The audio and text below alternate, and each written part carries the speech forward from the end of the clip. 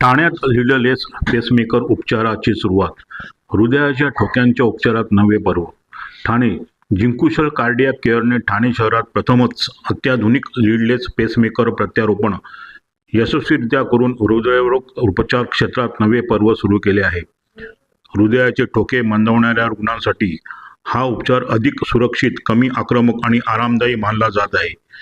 याबाबत माहिती देताना हृदयरोग तज्ज्ञ डॉक्टर मयूर जैन यांनी सांगितले की पारंपरिक पेसमेकरमध्ये छातीखाली जनरेटर बसवून तारा हृदयापर्यंत नेला जातात. त्यामुळे संसर्ग, रक्तस्राव, लीड खराब होणे किंवा हालचालींवर निर्बंध यासारख्या समस्या उद्भवू शकतात.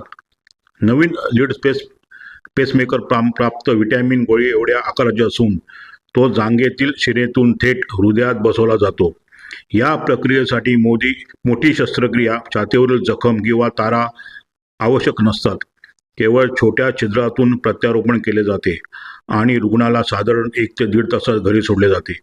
डॉक्टर जैन यांच्या मते या तंत्रज्ञानामुळे संसर्गाचा धोका कमी होतो, रुग्णांना जलद पुनर्वसन मिळते आणि दुसऱ्याच दिवसापासून दैनंदिन कामे, व्यायाम किंवा योगात सुरुवात करता येते. पारंपरिक पेसमेकरची बॅटरी साधारणतः 10 वर्ष टिकते, तर लीडलेस पेसमेकरचे आयुष्य 14 ते 22 वर्षापर्यंत असू शकते. त्यामुळे हृदयाच्या ठोक्यांच्या उपचारासाठी हा आधुनिक आणि प्रभावी पर्याय ठरत असल्याचे त्यांनी सांगितले. आम्ही डॉक्टर मयूर जैन आहे, जिनकुशल कार्डियाक केअर ठाण्यामधून. एक नवीन उपचार पद्धती ठाण्यामध्ये आम्ही लॉन्च केली आहे, त्याला म्हणतात लीडलेस पेसमेकर. लीडलेस पेसमेकर म्हणजे हा एक उपचार आहे अशा पेशंटसाठी ज्यांचे ठोके कमी पडतात हृदयामध्ये. हे फार कॉमन आजार आहे. 70च्या वयानंतर ऑलमोस्ट 30 to 40% लोकांना हा हार्टबीट कमी होण्याचा त्रास होतो आणि अशा पेशंटला पेसमेकर लावायची आम्ही ॲडवाईस देतो. आधी आम्ही पेसमेकर जो लावायचो तो एवढा मोठा होता, एवढा मोठा, हा इथे छातीखाली लागायचा आणि याच्यासोबत 2 तारा, अशा लांब तारा ह्या हृदयामध्ये जायच्या. ह्याच्यामध्ये बराच प्रॉब्लेम पेशंटला होऊ शकतो. ही पण एकदम सर्टिफाईड थेरपी आहे, पण ह्याच्यामध्ये काय आहे की लोकल पॉकेट जो बनतो त्याच्यामध्ये ब्लिडिंग होणे, इन्फेक्शन होणे, जे तार आतमध्ये जातात ते एका नसामधून जातात, व्हेनमधून, त्या व्हेनमध्ये ब्लॉकेज होणे, ब्लॉकेज झाल्यामुळे लीड्स खराब होणे, लीड्स जर खराब झाल्या त्यांना मग चेंज करणे, आणि इथे एकदा इन्फेक्शन झालं तर तो इन्फेक्शन त्या लीड्सच्या थ्रू हार्टमध्ये पोचतो आणि that can be life threatening. त्यामुळे प्लस ह्याच्यामध्ये हे लावल्यावर पेशंटला एक्सरसाइज करता येत नाही फॉर 1 month, हार्ट हलवता येत नाही कारण लीड हलू शकते. सो हे सगळे त्रास नाही व्हावे म्हणून हा आविष्कार केला आहे काही कंपनीवाल्यांनी आणि हा 7 वर्षापासून वापरला जातो दुसऱ्या देशांमध्ये. भारतात आता 1 वर्षापासून आम्ही वापरतो आहे आणि याचं नाव आहे लीडलेस पेसमेकर. ही एवढीशी चिप, आम्ही याला चिप म्हणताना जेव्हा आम्ही पेशंटला समजवतो की एक चिप तुमच्या हार्टमध्ये लागेल. ह्याच्यामध्ये हे टायटॅनियमने बनलेलं आहे, याच्यामध्ये एक स्क्रू आहे. हा स्क्रू, छोटा स्क्रू दिसत असेल, याला आम्ही हार्टच्या मसलमध्ये स्क्रू करतो एका डिव्हाइसच्या मदतीने. ते डिव्हाइस एक ट्यूब असते, जांघेतून एका व्हेनमधून, फिमोरल व्हेनमधून ती हार्टपर्यंत जाते आणि ती हार्टपर्यंत एकदा प्रॉपर जागेवर पोचली की आम्ही त्याच्यावर स्क्रू असतात, त्याच्यावर मोठे मोठे डिव्हाइस, 3-4 डिव्हाइस असतात, त्याच्यावर स्क्रू असतात. ते आम्ही त्याला फिरवलं की तोच वळण इथे जातो आणि ह्याला तो मग हार्टमध्ये गुंतवतो. एकदा व्यवस्थित हे झालं, हार्टमध्ये लागलं की हे याला एका चिमट्याने तरी पकडलेलं असतं. वन्स वी चेक की सगळे पॅरामीटर्स ओके आहेत, बरोबर हे काम करत आहे, तर आम्ही त्याला रिलीज करून टाकतो. त्या रिलीजचा एक बटन असतो, ते रिलीज केलं की सगळं सिस्टम बाहेर येते. एवढ्याशा 4-5 मिलीमीटरच्या होलने पूर्ण शस्त्रक्रिया केली जाते आणि त्याच्यावर एकच टाका लागतो. तो टाका दुसऱ्या दिवशी आम्ही काढतो आणि पेशंट घरी जातो. त्यामुळे याच्यात पेशंटचा स्टे पण फार कमी आहे हॉस्पिटलमध्ये, 1 ते 1.5 दिवस. आज केला ऑपरेशन तर उद्या आम्ही डिस्चार्ज करू शकतो पेशंटला.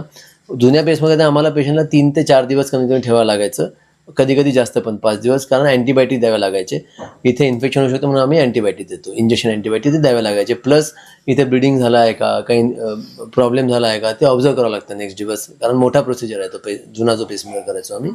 त्यामुळे जास्त दिवस हॉस्पिटलमध्ये स्टे असायचा. आता त्याच्यामुळे ह्या नवीन प्रक्रियेमुळे हॉस्पिटलचा स्टे पण कमी झाला आहे आणि पेशंटला कम्फर्ट फार जास्त आहे. हे लावल्यानंतर पेशंटला काहीच रेस्ट्रिक्शन नाही. दुसऱ्या दिवसापासून ते योगा करू शकतात, स्विमिंग करू शकतात, एक्सरसाइज करू शकतात. आम्ही सगळं अलाव करतो पेशंटला. किती वयाच्या पेशंटमध्ये ही उपचार पद्धती लागू होते? कुठल्याही वयाच्या पेशंटमध्ये. युजली ही लागते 70 वयाच्या वर कॉमनली. तर आणि आम्ही कधी कधी, फार रेअरली, हे लहान मुलांमध्ये पण ही पेसमेकर लागतं. आम्हाला फार त्रास व्हायचा ह्या पेसमेकर लहान मुलांमध्ये, कारण हाईट वाढते.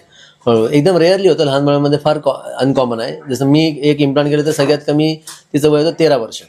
ते अनुवांशिक असतं. वडिलांमुळे ते तिच्या वडिलांचंही मी केलं होतं, तिचंही मी केलं होतं. तर त्यांच्यामध्ये काय होतं की हाईट वाढते, त्यामुळे ही याची लेंथ तर एकच फिक्स असते आणि आम्ही टाका घेऊन टाकतो आतमध्ये, त्यामुळे ही लीडची लेंथ नाही वाढू शकत. तर अशा पेशंटला 7-7 वर्षांनी चेंज करावं लागतं. त्यामुळे लहान मुलांमध्येही हे फार चांगलं आहे, पण त्याचं छोटा डिव्हाइस लावतो आम्ही, याच्यापेक्षा छोटा डिव्हाइस या असतो. यंत्रणाची लॉंग लाईफ सर पहिलं स्पेस मेकर होतं ते आणि ह्याच्यामध्ये किती फरक आहे? खर्चिक आहे का हे कमी खर्चिक? हे खर्चिक आहे. ऑब्व्हियसली कुठली नवीन टेक्नॉलॉजी ती आपल्या जनतेसाठी थोडी हाय कॉस्ट असते, कारण हॉस्पिटलला रिक्रूट करण्यासाठी हाय कॉस्ट लागतो. जशी याची इम्प्लांटेशन रेट वाढेल इंडियामध्ये तसे याचं कॉस्ट कमी होईल. आता 2 फॉरेन कंपनीज याला बनवत आहेत, त्यामुळे अजून रिसर्च चालू आहे. इंडियनला एकदा बनलं किंवा हे कंपनी पण कमी करतील जेव्हा याचा रेट वाढेल. ऑलमोस्ट डबल पडतं, दुप्पट कॉस्ट आहे या यंत्राची लाईफ किती आणि किती वर्षानंतर हे बदली करावी? सो तेही याचा फायदा आहे की जो रुटीन बेसमध्ये आम्ही लावायचो त्याची लाईफ 10 वर्षच होती. 10 वर्षांनी बॅटरी चेंज करावी लागायची, छोटा शस्त्रक्रिया परत 3 दिवस पेशंटला ॲडमिट व्हावं लागायचं. त्याची लाईफ वेगवेगळ्या कंपनीची वेगवेगळी, पण 14 ते 22 वर्ष. ते डिपेंड करतं की पेशंट किती वापरली जाते बॅटरी आतमध्ये. जेवढी बॅटरी कमी वापरली जाईल तेवढी लाईफ जास्त असणार, पण मॅक्सिमम लाईफ इज 23 इयर्स.